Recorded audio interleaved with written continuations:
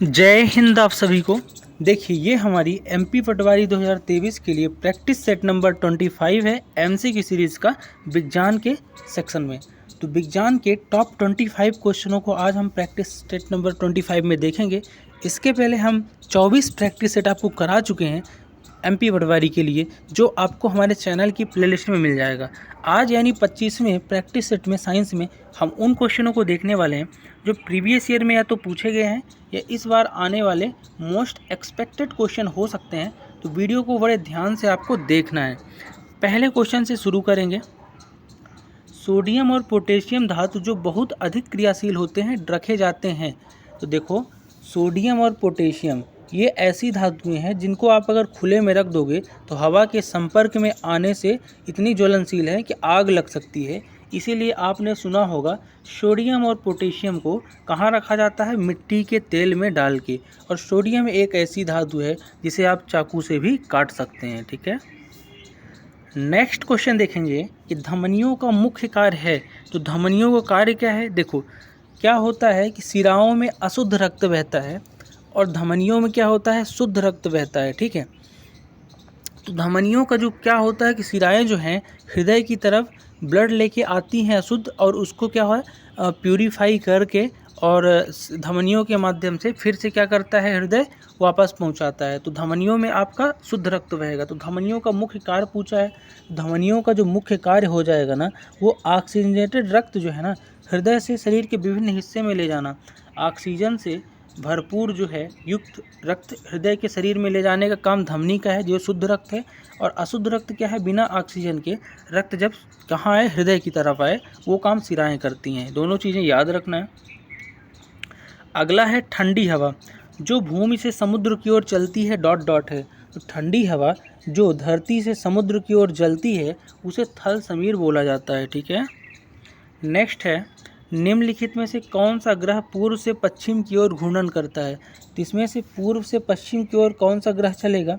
तो शुक्र और यूरेनस दो ऐसे ग्रह हैं, अरुण और शुक्र, जो पूर्व से पश्चिम की ओर घूमते हैं, जबकि अपनी पृथ्वी कैसे घूमती है, अपनी पृथ्वी पश्चिम से पूर्व की ओर परिक्रमा करती है। ठीक है, नेक्स्ट है, बल्ब में एक पतला तार होता है जो तब जलता है जब उसे विद्युत धारा प्रवाहित होती है, इसे डॉट डॉट कहते हैं।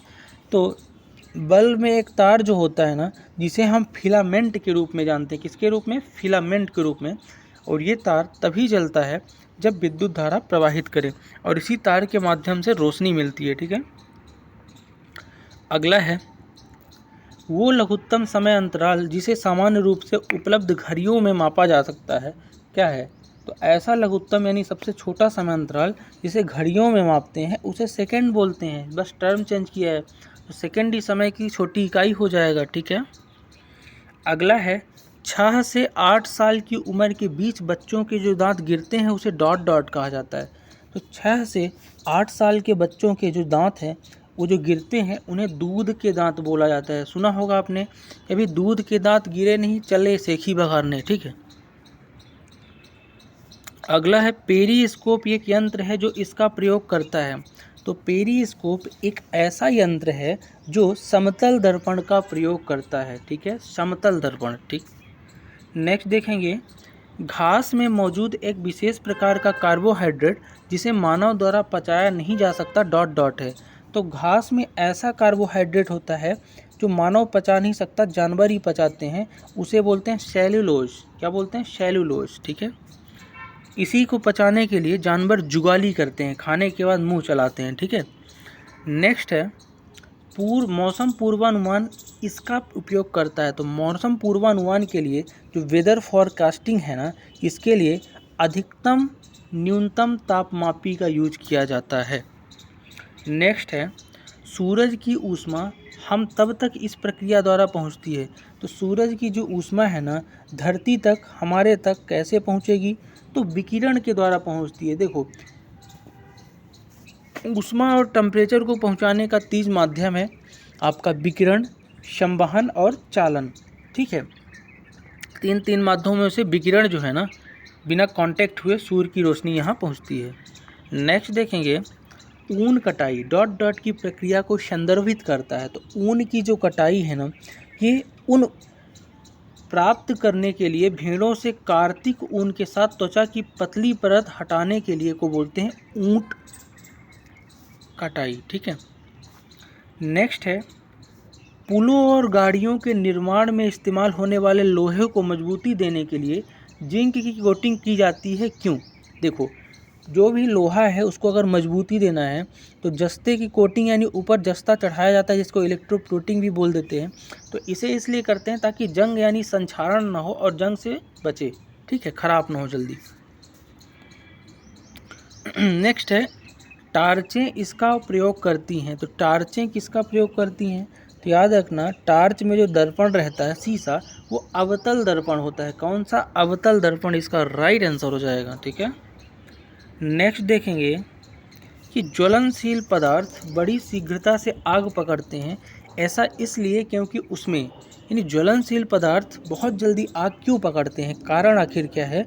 तो इसका कारण ये है कि प्रज्वलन ताप से, ज्वलन ताप क्या होता है? ज्वलनशील पदार्थ का कम होता है। तो जब प्रज्वलन ताप ही कम होगा तो जल्दी आग पकड़ लेंगे। ठीक है।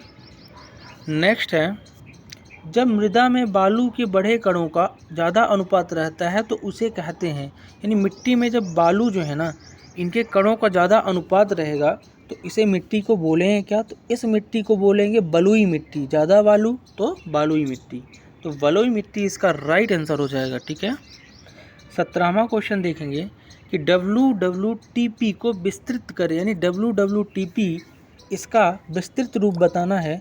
तो WWTP का विस्तृत रूप हो जाएगा वेस्ट वाटर ट्रीटमेंट प्लांट, यानी कि खराब पानी का ट्रीटमेंट प्लांट को, वेस्ट वाटर ट्रीटमेंट प्लांट को WWT बोलते हैं। नेक्स्ट है, विद्युत प्रतिरोध को डॉट डॉट मात्रक में मापा जाता है। तो विद्युत प्रतिरोध को सभी को पता होना चाहिए, बहुत ही सिंपल क्वेश्चन है। ओम में मापा जाता है। किसमें? ओम में। नेक्स्ट है, परिखा, चैन पंप, ढेकली और राहट हैं। तो परिखा, चैन पंप, ढेकली और राहट जो है ना, ये सब सिंचाई के पारंपरिक तरीके हैं। यानी पुराने ज़माने से जब अपने पास मोटर वगैरह नहीं था तो ये पारंपरिक तरीके से सिंचाई की जाती थी। ढेकली एक ऐसा है जो आपका इसको कुएं में डाल के पानी इससे निकाला जाता है। नेक्स्ट है कि मासिक धर्म प्रवाह लगभग तक रहता है और मासिक धर्म चक्र को समाप्त करता है। तो याद रखिएगा, मासिक धर्म जो है आपका लगभग अप्रॉक्सीमेटली 2 से 7 दिन के बीच रहता है और इसका चक्र उसके बाद समाप्त होता है। मासिक धर्म को पीरियड्स भी बोलते हैं, जो आपका लगभग 28 डेज या 30 डेज में पर मंथ आता है। ठीक है। तो 2 से 7 दिन इसका राइट आंसर हो जाएगा। नेक्स्ट देखेंगे, विशिष्ट सूक्ष्म जीवों का वर्धन करके बनाई गई दवा जिससे अलग अलग रोगों का उपचार किया जाता है। तो विशिष्ट सूक्ष्म जीव जो है ना, उनसे अगर उनको लेके कोई दवा बनाई गई है विभिन्न रोगों के लिए, तो उस दवा को जो बोलते हैं उसे बोलते हैं एंटीबायोटिक। एंटीबायोटिक। पहली एंटीबायोटिक कौन बनी थी? पेनिसिलिन बनी थी, अलेक्जेंडर फ्लेमिंग ने बनाई थी। ठीक है। अगला है, भूजल का डाट डाट प्रक्रिया द्वारा पुनर्भरण होता है। तो भूमि का जल का जो है अंतः संद द्वारा पुनर्भरण होता है। नेक्स्ट है कि लाइकेन, इनके बीच का सहजीवी संबंध होता है। तो लाइकेन क्या है? लाइकेन जो है आपका शैवाल और कवक, इनके बीच का क्या होता है? सहजीवी संबंध होता है। शैवाल और कवक के सहजीवी हैं। और लाइकेन का याद रखिएगा, अम्ल और क्षार का पता करने के लिए लिटमस पेपर में भी लाइकेन ही यूज किया जाता है। नेक्स्ट क्वेश्चन देखेंगे, निम्नलिखित प्रक्रियाओं में से कौन सा भौतिक परिवर्तन का एक उदाहरण नहीं है?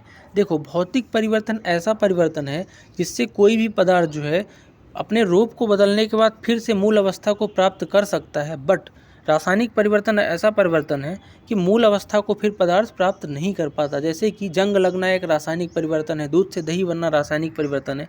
लेकिन भौतिक परिवर्तन कौन सा है? अगर आपका बर्फ़ से जल या जल से बर्फ़ बना तो भौतिक है। ठीक है। तो भौतिक परिवर्तन का उदाहरण नहीं है पूछा, यानी मतलब रासायनिक परिवर्तन की बात किया है।